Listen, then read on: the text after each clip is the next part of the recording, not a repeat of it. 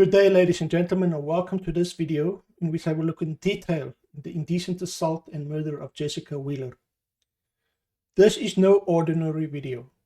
It doesn't just tell you the story like so many television documentaries and YouTube videos.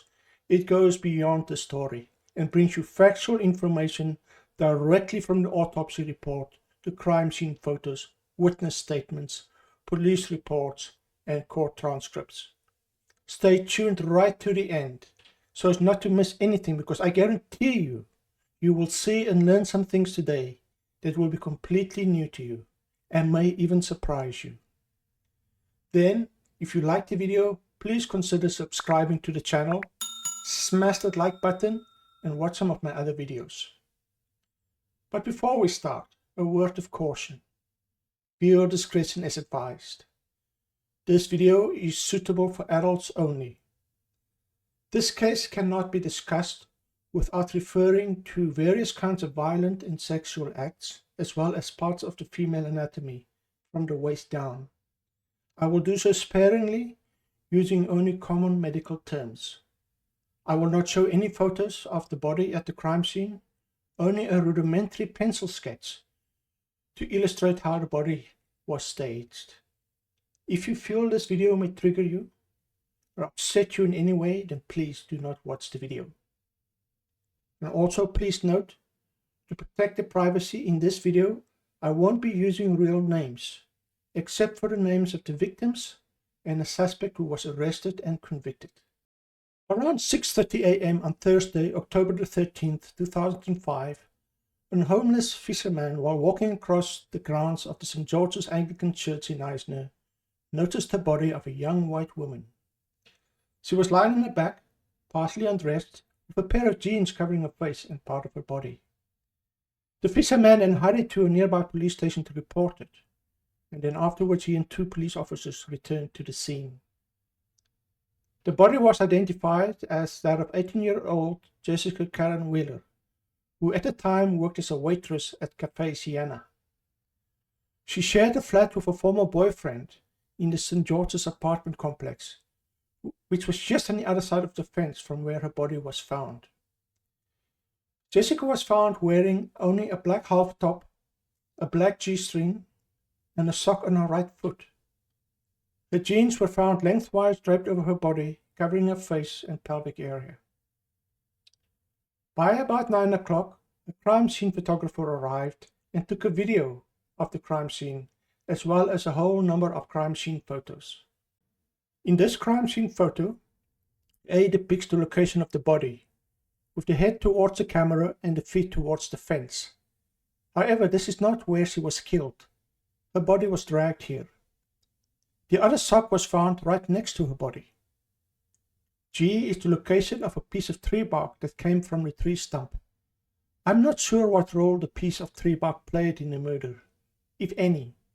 No blood or hair was detected on this piece of bark. C and B show the location of her shoes. This photo shows a different perspective. D shows the location of the handbag. It does not look like the handbag was rifled through. Inside, the police found a pack of cigarettes, 2 wallets, an Absa bank card, and a Nokia cell phone.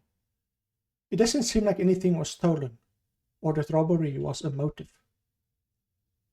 The soil in the flower bed near the handbag was disturbed. As you will see later, this is where Jessica died. A dog handler that arrived at the scene fairly early observed prints of 2 different types of shoes. Unfortunately, it seems that careless crime scene investigators disturbed these shoe prints, and as such, they were never photographed and analyzed. Locations E and F show the location of cigarette butts. 3 other cigarette butts were also found nearby. Forensic analysis of all 5 butts revealed that 1 contained DNA of an unknown male. It is possible that this and some of the other butts were discarded there sometime before the murder by persons that are not related to this crime. Of course, it's also possible that some of these butts were discarded by Jessica and or the murderer, but that they didn't contain a sufficient amount of DNA to perform an analysis. 4 days later, an autopsy was performed by a specialist forensic pathologist with 18 years of experience in performing over 12,000 autopsies. As part of her duties, she also examined living victims of sexual assault and collected sexual assault kits from these victims. The pathologist concluded that the cause of death was asphyxia due to the aspiration of soil, and the manner of death as homicide. Large amounts of soil were found in her eyes, mouth, upper trachea and pharynx, a moderate amount in her esophagus and a small amount in her stomach.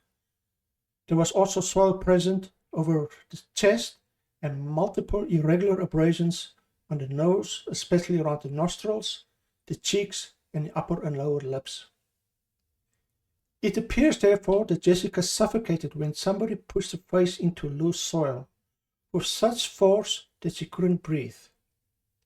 Considering that Jessica was only 1.6 meters tall, weighed about 60 kilograms, and had a blood alcohol content of 0.11 grams per 100 milliliters, it would have been easy for a strong man to subdue and to push her down for the approximate 4 minutes it would have taken Jessica to die.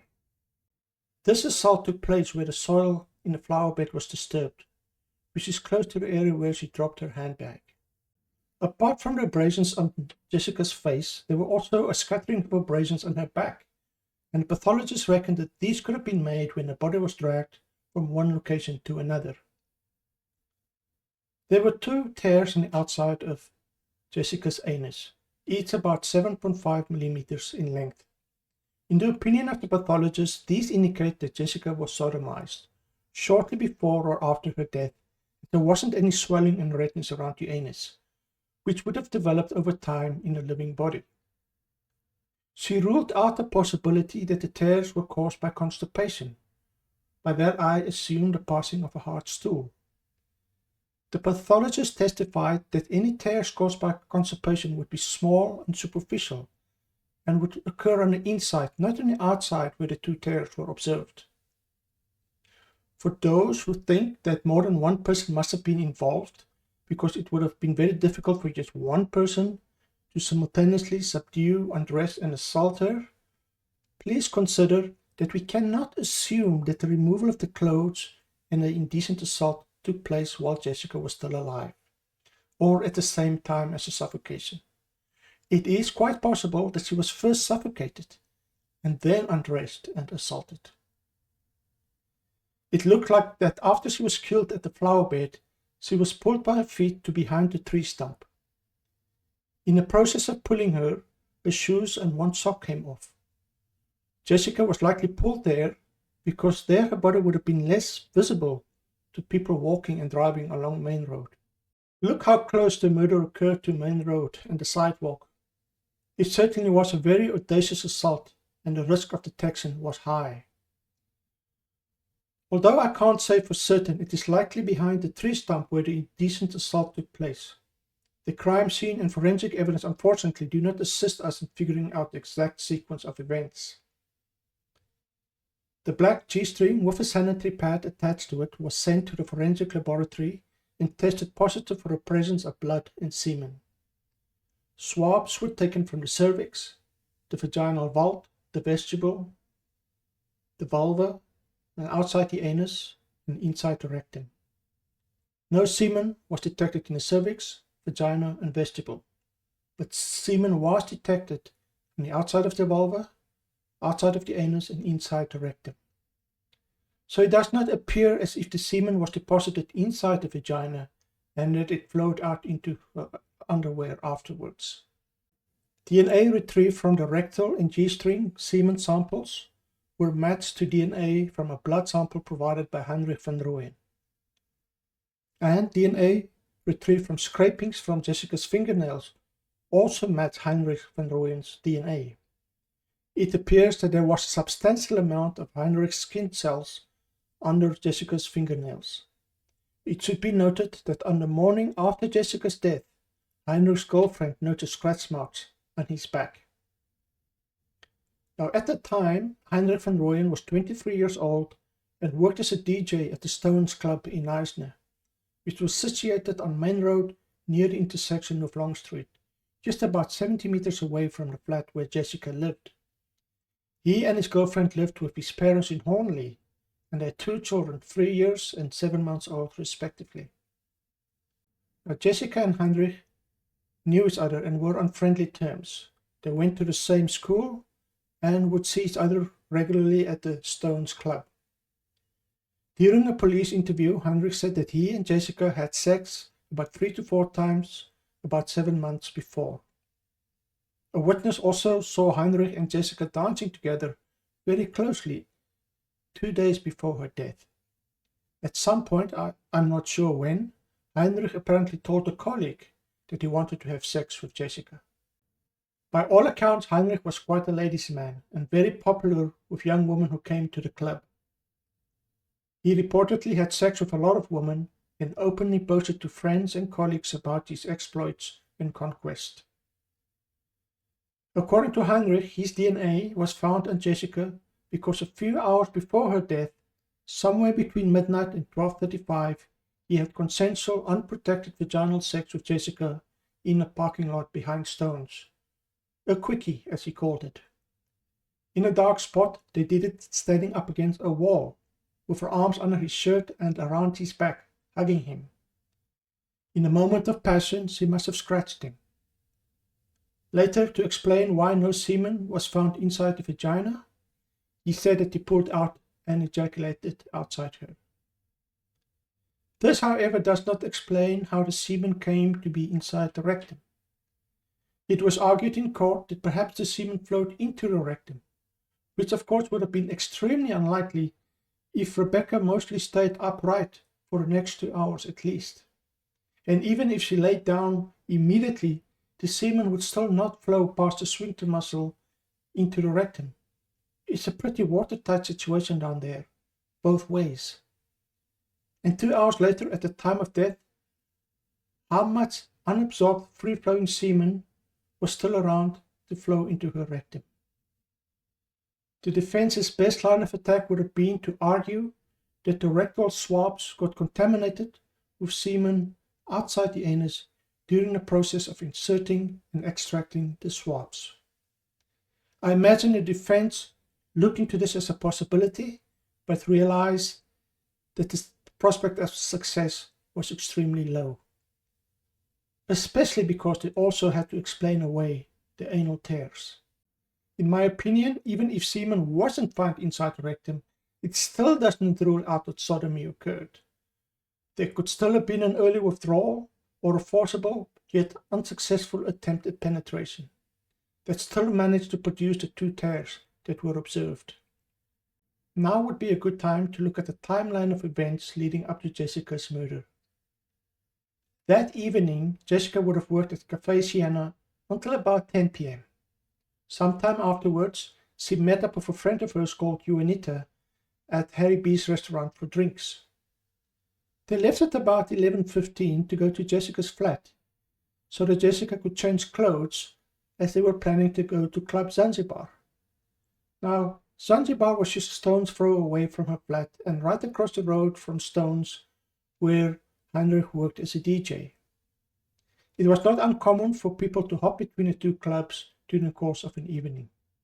They arrived at Club Zanzibar at about 11:45. Several people that knew Jessica saw her in the club in Juanita's presence, including her flatmate. Then at about 12:45, she and Juanita left Zanzibar and went across the road to Stones. After about 5 to 10 minutes there, Juanita decided to go home, and Jessica stayed behind. So according to Jessica's friends and other witnesses, Jessica was in Zanzibar between 12 and 12:35, during the time that Heinrich claims that he had sex with her in a parking lot behind Stones. In Stones, Jessica was seen socializing with Heinrich, but she didn't stay for long. Heinrich was seen walking to Zanzibar with Jessica, and then he returned to Stones alone. At about 1:15, about half an hour after leaving Zanzibar for Stones, Jessica was already back in Zanzibar, chatting and flirting with the DJ at Zanzibar. And Jessica's flatmate was also still around at this time. Now Jessica stayed in Zanzibar until about closing time at 2 a.m. and then returned to the flat. When she got there, her flatmate was already there with two young women who were both from KwaZulu-Natal, and they arrived in the flat only about 5 minutes before Jessica. He was busy making coffee for his two lady friends and offered to make some tea for Jessica. Then, according to both the female visitors, someone knocked at the outside door of the complex. It doesn't seem as if the flatmate heard the knock. He recalled that Jessica was busy on her phone and that she left after receiving a phone call or an SMS message. Jessica's phone records do not show that she received a phone call or an SMS message at this time.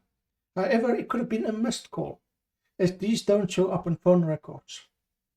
It is also possible that the female visitors didn't hear the missed call because the phone was in vibrate or silent mode. Jessica then left the flat, taking her handbag with her, but leaving her keys behind and leaving the flat's door open, which the flatmate had to close. And they could hear Jessica speaking to someone down in the foyer. At 2:28:53, an SMS message was sent from Jessica's cell phone to Andre, an acquaintance of hers, not a close friend, and he was 43 years old at the time. Apparently, a short time before, at a social event, he exchanged phone numbers with Jessica and some of her friends and jokingly told them if they ever were in danger to call him so that he could rush to their aid. According to Andre, when he woke up that morning, he saw that he had received an SMS message from a number he didn't recognize. The message was blank. He tried to call the number, but the phone was dead. Shortly after the message to Andre, Jessica's phone either died or was switched off because it never received the customary confirmation message that the SMS was delivered. Such confirmation messages, judging from Jessica's phone records, were normally received about 10 to 20 seconds after sending an SMS message. What I find interesting is that nobody heard anything, a volatile argument or the screams of a woman in distress, especially considering how close the murder took place to the road and the apartment complex. The police took a statement from a resident who lived in a complex right about here, I think, and she said she heard the shouts of a woman coming from the direction of the churchyard that went on for about half an hour between 2 o'clock and 3 o'clock. Now remember, the direction of the churchyard also means in the direction of the road. Now she testified and the judge didn't find her testimony helpful because it seems that she was convinced that this event took place closer to 2 o'clock and it didn't fit the timeline. I guess the clubs closed after the clubs closed at 2 o'clock. Many inebriated people would spill into the road, so noise, arguments and fighting were probably common occurrences. Another person who lived right across the street from the churchyard said she got woken up by an argument coming from the direction of the clubs at about 2 a.m. As you will see later, there was indeed an argument between some people outside Zanzibar at 2 a.m. and yet this person didn't hear any sounds of an argument coming from the churchyard. That was much closer than the clubs. She also said that fighting in the street outside the flat was a regular occurrence. When the two female visitors left the flat at about 2:45, after they finished their coffee, they encountered a group of 3 to 4 boys, car guards. And none of these car guards have come forward to the police that they've heard the serious arguments or the scream of a woman in distress coming from the churchyard. Now, I may be wrong, but I'm inclined to think that there was no serious argument between Jessica and the person that she was with, and that what happened to her happened quickly and unexpectedly, in a way that did not give her a time, an opportunity to scream. If she did scream, many people would have heard it and would have reacted to it. The question is, why would Jessica have sent a message to Andre, and why was it blank? If Jessica was in trouble, Andre would not have been the best person to contact. They hardly knew each other, and he lived 2.3 kilometers away. Was it possibly because he was one of the first entries in her phone's address book? Andre starting with an A? The best person to try and contact would have been her flatmate, who was in the flat just on the other side of the fence. If Jessica was in trouble, why does he try to send an SMS message instead of calling or even screaming and running towards the road, where we know there were still car guards working that night? And now I'm going to speculate in an honest attempt to connect some dots in order to make sense of it all. I make no claims that my theories are 100% factual, and please do not accept them as such. You are welcome to disagree with me. So here goes. While in the clubs, Jessica made plans to meet with someone after closing time, for reasons we don't know. This person told Jessica that once he's ready, he will come to her flat, he will knock on the door and give her a missed call so that she could come down and meet with him. For a while, they stood on the sidewalk talking and smoking. Somehow, he got her to accompany him further into the dark shadows of the churchyard. There, he suddenly and unexpectedly covered the mouth with one hand while using the other to push her face down into the dirt, holding it down firmly, lying on top of her. Initially, Jessica struggled with all her might. Instinctively, she reached back to try and pull him off, and in the process, his shirt moved upwards and she managed to scratch his back, leaving visible marks and skin tissue under her nails. After she stopped breathing, he then pulled her to an even more private spot behind the tree stump, where he pulled down her pants and her underwear partway down before sodomizing her. Afterwards, he pulled the underwear back up, turned around and covered her face and pelvic area with the jeans, a staging of the body that is common in sexual homicides. He knew that he had to get rid of the missed call notification on Jessica's phone, else the police could trace it back to him. So he took the phone, deleted the missed call, and while he had the phone in his hand, he thought he might as well send a blank SMS message to someone. Then he switched the phone off, wiped it clean of fingerprints before neatly placing it back in a handbag, to perhaps create the impression that the perpetrator didn't handle her phone. Now, regarding the motive and the reason for the SMS message. My theory, based on what I've read about sexual assault and suffocation or strangulation type murders, is that it was an expression of inner rage to exert control and dominance over her, perhaps to punish her for something, combined with the desire for sexual arousal and gratification. Maybe the trigger was that she rebuffed his sexual advances. He could have sent the SMS message to confuse and taunt those he knew would be looking for him, to mess with the timeline, daring them to figure out the mystery behind the SMS message. Such a message would also serve as an internal marker of the time when he committed this deed, which provided him such pleasure and release. I would put this in the same category as a killer who leaves a secret clue or a souvenir at the crime scene. Well, enough of the speculation. Let's get back to the facts. At 2:59, the flatmate sent an SMS message to Jessica that he would leave the keys out for her. This message was never delivered, meaning that the phone was still off at this time. It should be noted that the two female visitors were interviewed by the police and the statements were taken the afternoon of the very same day, October the 13th, and one of them made a second statement on November the 10th in Knysna. A colleague of Heinrich made a statement that he normally gave Heinrich a ride home after work, but on this particular morning, Heinrich was nowhere to be found. Heinrich then later told him that his father came to pick him up. However, in a statement given on December the 12th, Heinrich's father said that he did not know what time his son came home that evening. During a bail hearing, a private investigator, testifying on behalf of Heinrich, told the court that Heinrich was picked up by his father. During the trial, Heinrich denied that he ever told this colleague and a private investigator that his father had picked him up. He said that he walked home. His girlfriend said that he had arrived home at about 2:45. The judge had serious reservations about the truthfulness of this arrival time, and rightly so.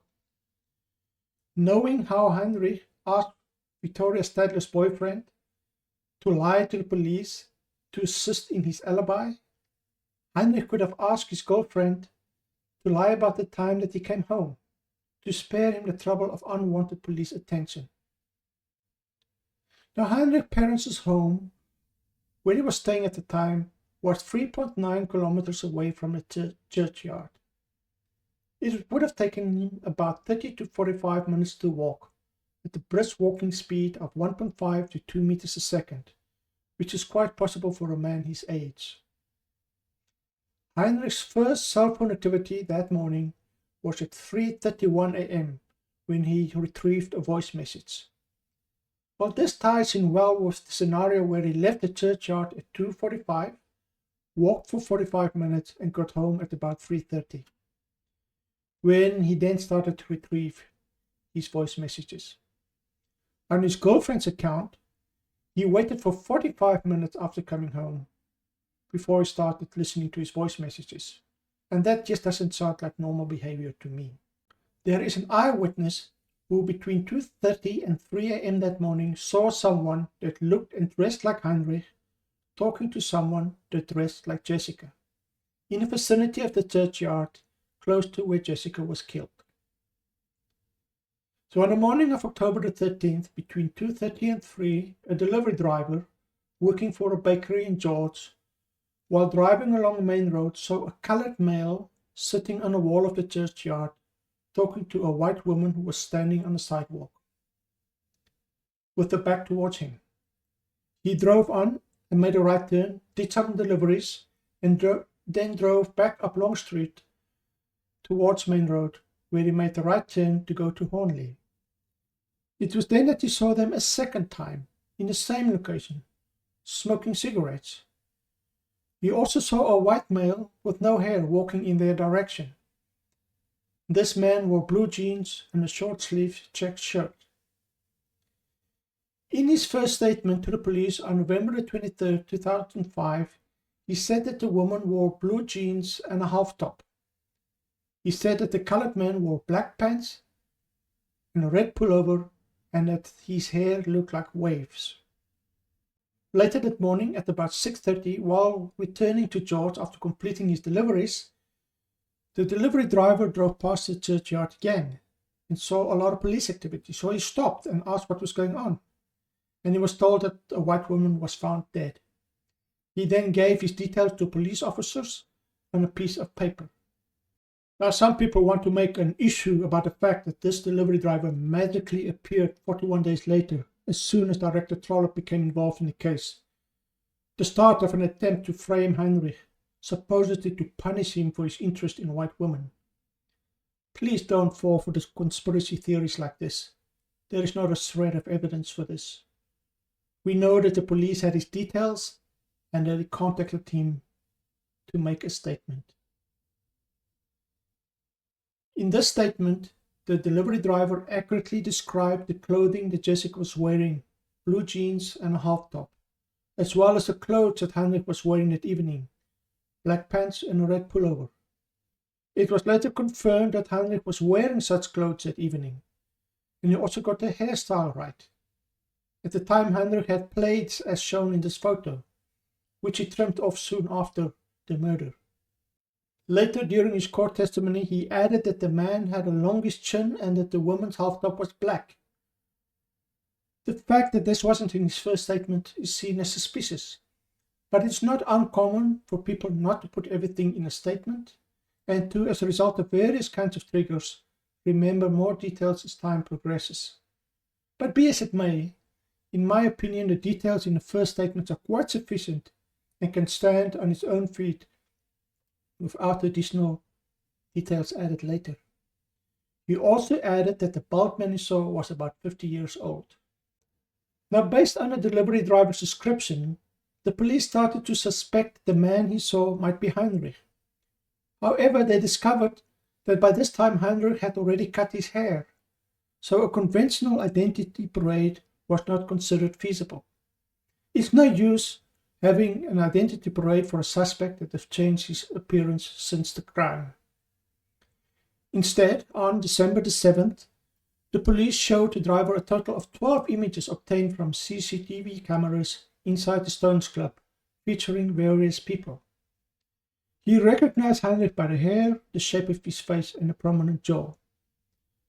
The judge, however, realizing the shortcomings of this identification exercise, did not attach a lot of weight to it. For him, it was more important that the driver knew exactly the clothes that Heinrich was wearing that night, even before he saw any photos. Overall, the delivery driver conducted himself well in court and under cross-examination and made a good impression on the judge. So during the investigation of Jessica's death, something else happened that had a huge impact in this case: the murder of Victoria Stadler during the early hours of November the 10th. After the body was found 5 days later, Heinrich quickly became a suspect because he was one of the last people to see Victoria alive, and because he got Victoria's boyfriend to lie to the police about an SMS message in order to aid his alibi. 6 days before the delivery driver did his eyewitness statement, on November the 17th, the police arrested Heinrich, interviewed him, searched his house, and collected a few pieces of clothing into evidence. The next day, they took a blood sample from him. Although at the time he was not considered a suspect in the death of Jessica, he was asked if he knew Jessica, to which he answered that they knew each other and that they met at the Stones Club. When asked about the nature of their relationship, he said that they went out a few times and had sex 3 to 4 times about 7 months before. He said that the evening of Jessica's death, he did not see Jessica nor had any contact with her. He obviously told this lie about not seeing Jessica that evening to avoid becoming a suspect in the murder of Jessica. He may argue that he told his lies to avoid the inconvenience of being considered a suspect for a crime he did not commit, especially considering his previous history with police. And most likely due to a lack of concrete evidence that tied him to the murder of Victoria Stadler, Heinrich was released 2 days later, on November the 19th. Some time after the delivery driver made his statement, an officer investigating Victoria's murder came across his statement and realized that the description of the man possibly matched that of Heinrich. This must be what led to the identification exercise on December the 7th, where the driver was shown various photos of various people inside the Stones Club. It is therefore no coincidence that on the next day, December the 8th, Heinrich was arrested again, this time for both the murders of Jessica Wheeler and Victoria Stadler. At this time, the results of the DNA analysis were not yet available. The report by Superintendent Otto from the Forensic Laboratory was only completed on December the 21st, confirming that Heinrich's DNA from semen was found on Jessica's underwear and inside her rectum, and inside a pair of jeans that belonged to Victoria Stadler. Now, in 2008, Heinrich was tried in the High Court and was found guilty for indecent assault on Jessica and the murders of both Jessica Wheeler and Victoria Stadler, and sentenced to 2 life terms in prison for the murders. And I believe he's eligible for parole in 2033. So what was this guilty verdict for the murder of Jessica Wheeler based on? Firstly, undisputed forensic evidence that Jessica was sodomized shortly before or after her death, coupled with the fact that Heinrich's DNA from semen was found inside her rectum. An eyewitness who saw someone with similar facial features, hair and clothes as Heinrich talking to a woman wearing similar clothes to Jessica, very close to where she was killed at the approximate time that she was killed. Unreliable and deceptive statements and testimony by Heinrich, like for example when he continually adjusted his version to fit the evidence against him.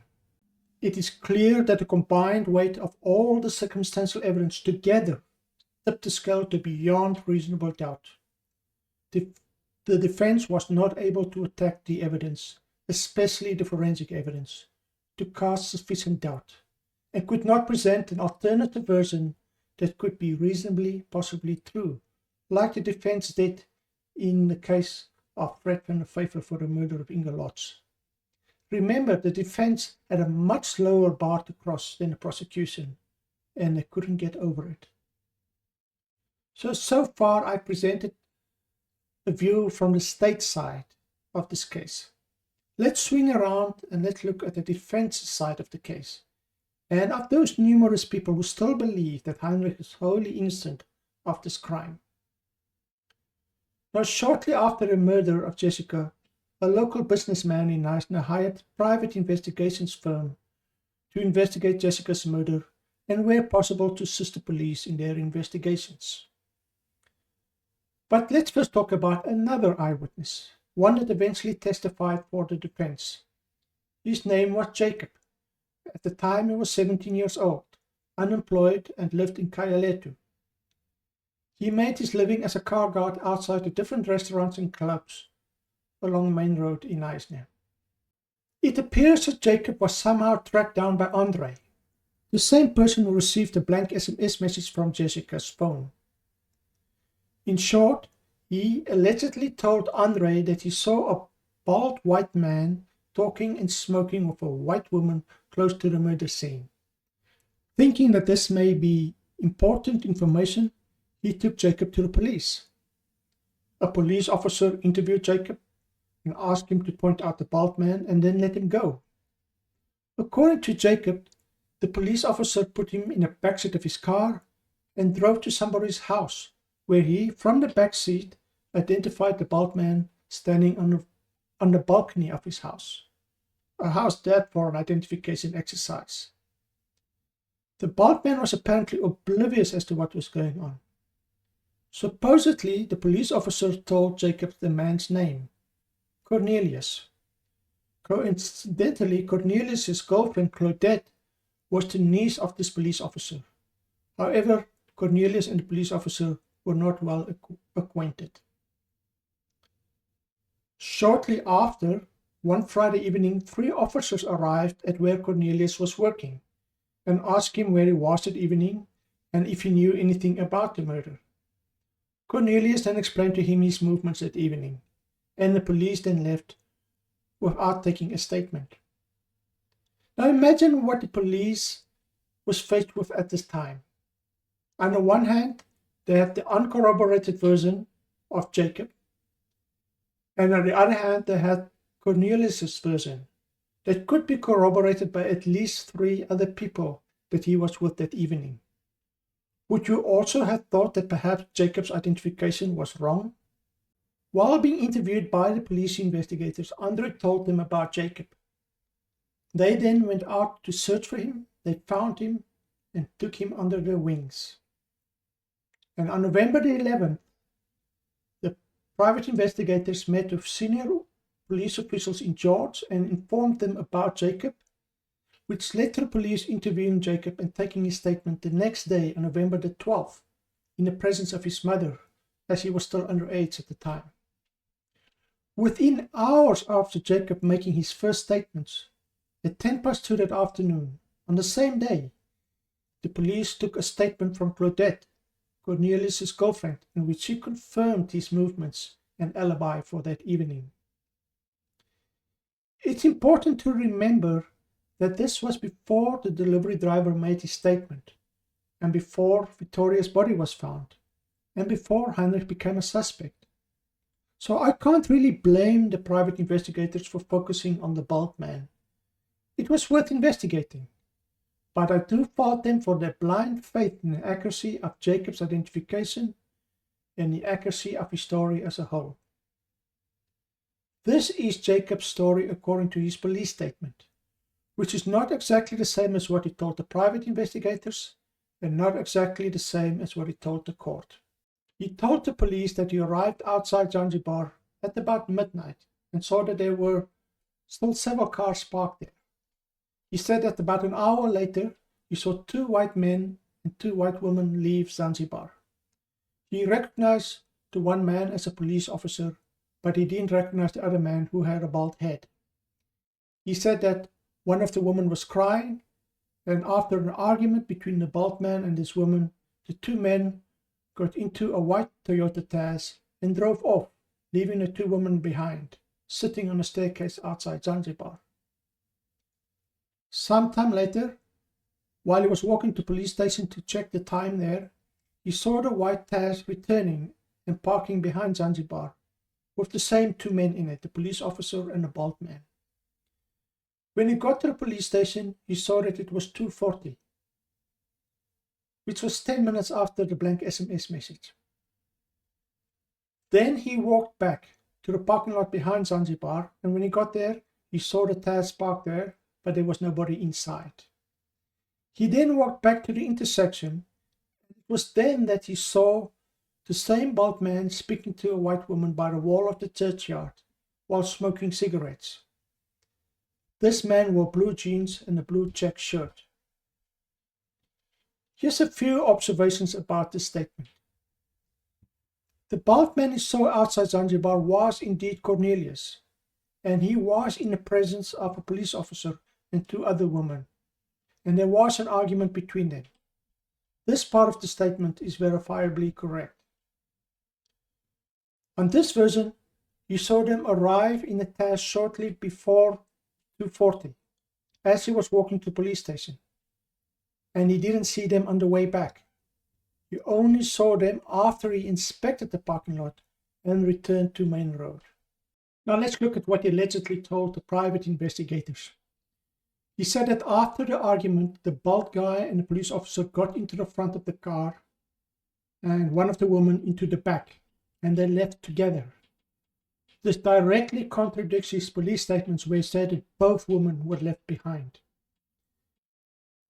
He told the private investigators that while walking to the police station to check the time, he saw the bald man talking to Jessica Wheeler inside the yard. This contradicts his police statement where he said that the Taz arrived while he was on his way to the police station. So at this time, the bald man could not have been at the churchyard talking to Jessica. In his police statement, he did not identify the woman as Jessica Wheeler. If he was being interviewed by the police in relation to the murder of Jessica Wheeler, why would he not have told the police that the woman he saw was Jessica? In his police statement, he said that he saw them by the wall. In this statement, he said he saw them inside the churchyard.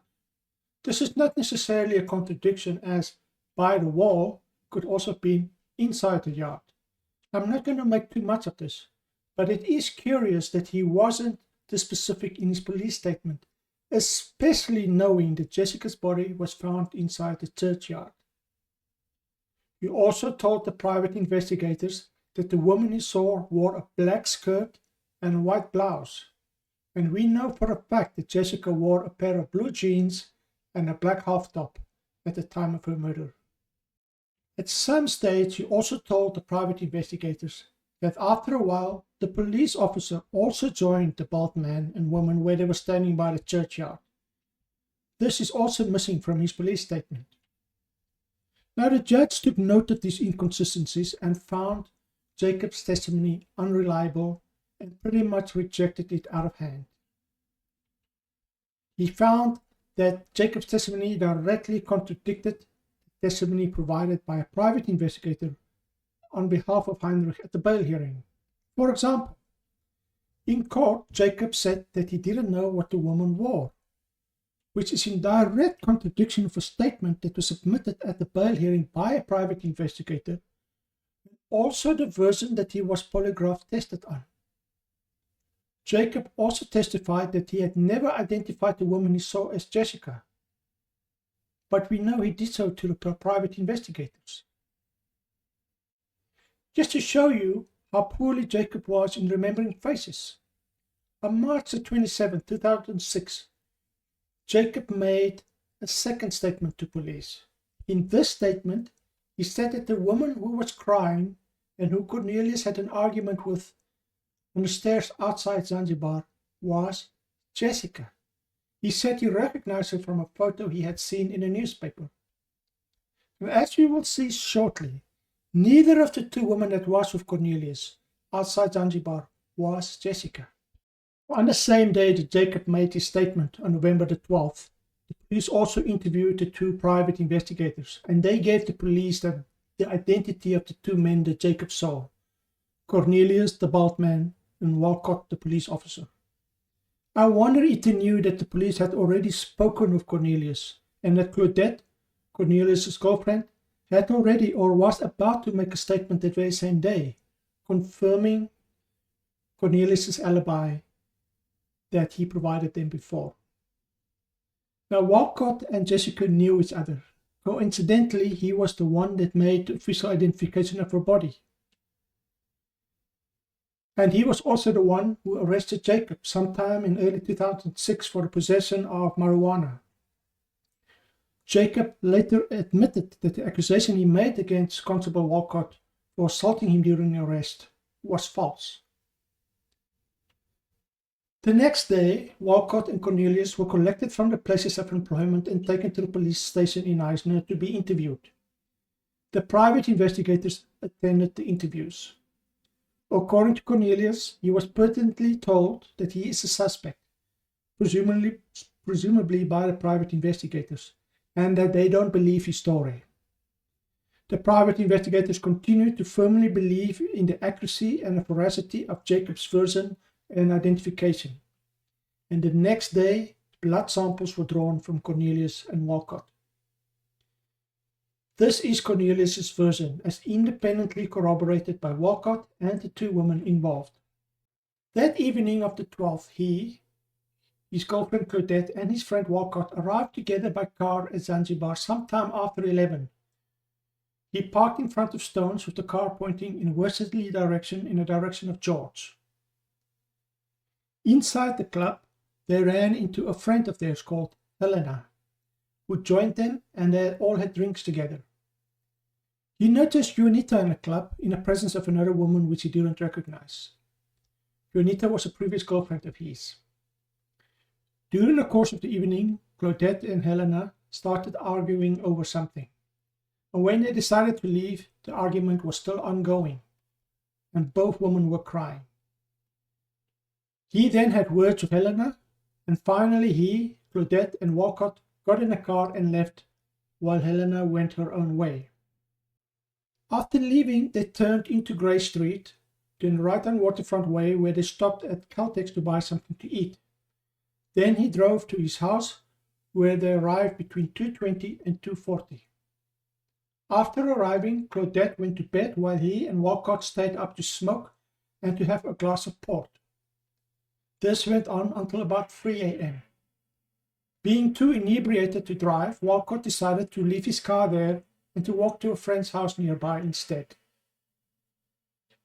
Walcott's statement confirms that he, Cornelius, and Claudette arrived at Caltex at about 2:20 and at Cornelius' house at about 2:30. He confirmed that after having a glass of port, he walked to a friend's house that wasn't far away. A statement was taken from this friend confirming that Walcott arrived there that evening and that he stayed over because he was too inebriated to drive. Claudette's statement confirms that they left the club at about 2 a.m. and that there was an argument between her and Helena and then between Cornelius and Helena. She confirmed that she left in the car with Cornelius and Walcott and that they first stopped at Caltex before going home. When she got home, she got ready for bed and was joined by Cornelius about half an hour later.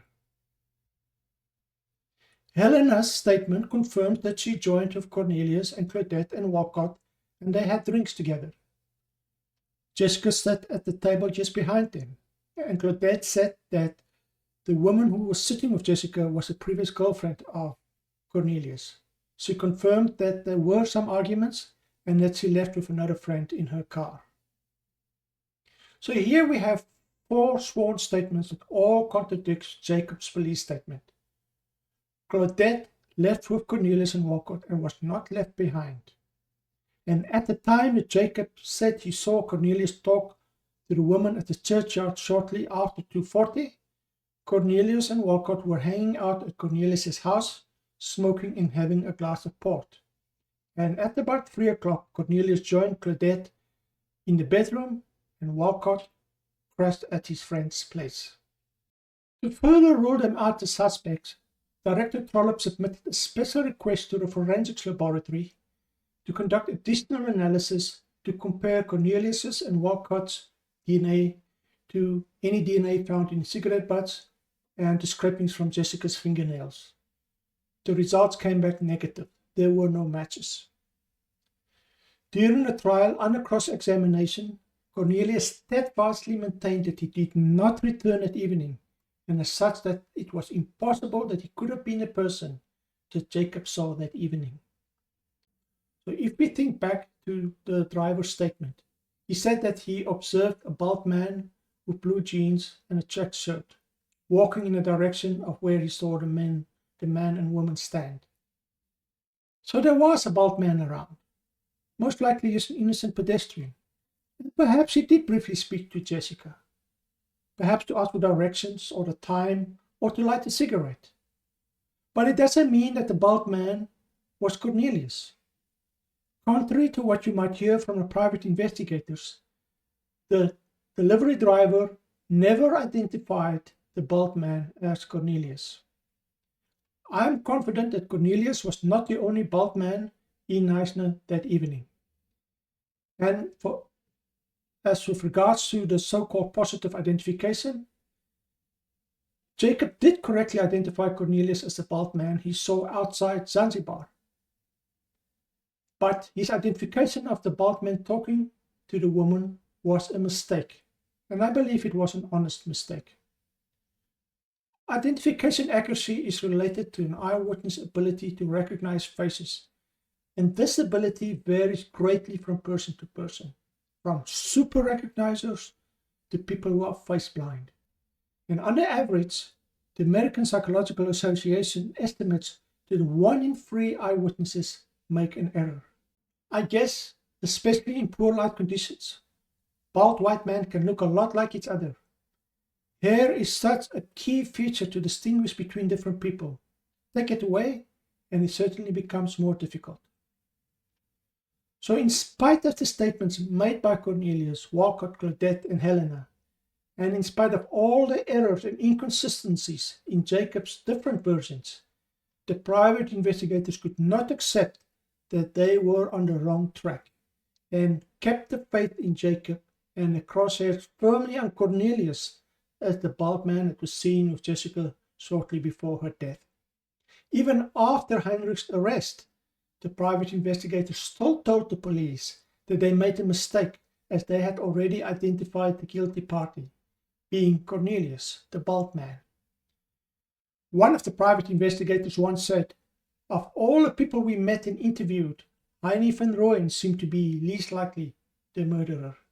About a week after Heinrich's arrest, the private investigators subjected Jacob to a polygraph test administered by a private company, which Jacob supposedly passed, supposedly confirming that he did not lie in his statements made to the private investigators and to the polygraph tester. Now, ladies and gentlemen, the only place to file a polygraph report organized by a private investigator is a garbage bin filed under the letter B for bullshit. The purpose of a polygraph test is to detect deliberate deception. In other words, deliberate lies. A polygraph test cannot be used to confirm the accuracy of an identification. If you truly believe that you are correct in your identification or in your story, even if you are wrong, you will still pass the test. It's all about your intent. I don't understand why, in spite of all the proven errors and mistakes in his statements, Jacob was still called as a defense witness. And I don't understand why there was surprise about how poorly he performed on the stand. The judge did not deem him a reliable witness, and to his credit pretty much rejected his testimony out of hand. Jacob ended up not assisting Heinrich's case at all. However, the defense didn't have any other cards to play with.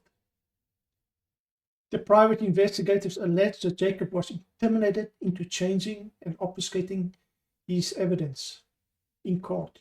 It is also alleged, without any evidence of course, that Jacob did his first statement to police under duress. Be as it may, even if he remained consistent in what he thought was the truth, there is still certainty beyond doubt that the bald man that Jacob saw speaking to Jessica wasn't Cornelius. And as such, it wasn't necessary to put him under duress or to threaten him. I have a lot more to say about Jacob and his dealings with Andre and the private investigators and Heinrich van Rooyen's family. That, however, is a topic for another video. Suffice to say, there seems to be evidence that Jacob was offered money by someone, as yet unknown to me, to achieve certain results. At the end of the day, when you look at this case objectively, you'll see that it is actually quite simple and straightforward. The forensic evidence combined with the eyewitness evidence by the delivery driver was just overwhelming, and the defense did not bring forward expert witnesses to challenge this evidence. Jacob was a liability and did not assist Heinrich's defense at all. That much should have been obvious right from the start. Many people may respond to this video by highlighting real or imaginary instances of bad policing. However, bad policing does not equal corrupt or malicious policing, or the inability to apprehend the true perpetrator. A longer and more convoluted route can still get you to the same destination. You might hear all kinds of conspiracy theories about police efforts to frame Heinrich because of public pressure that the crime be solved quickly. Don't fall for these. There are no evidence of any conspiracy. You might also hear that someone found an eyewitness to the murder of Jessica Wheeler that will exonerate Heinrich. This is not true either. It's complete fabrication. And if you know anything about the doctrine of common purpose, you will realize that it will not be helpful to Heinrich's case at all. I purposefully did not address the murder of Victoria Stadler in this video. If the court considered only evidence related to the Wheeler case, with no knowledge of the Stadler case, would the outcome still have been the same? I believe so, yes. However, I'm not sure yet if the reverse would be true. And that is what I want to explore in my next video. Was Heinrich convicted for the murder of Victoria Stadler based on similar fact evidence, i.e. based on the strength of the evidence against him in the Wheeler case, rather than solely based on the strength of the evidence in the Stadler case? That's all for today, ladies and gentlemen. Thank you for watching. I'll see you in my next video.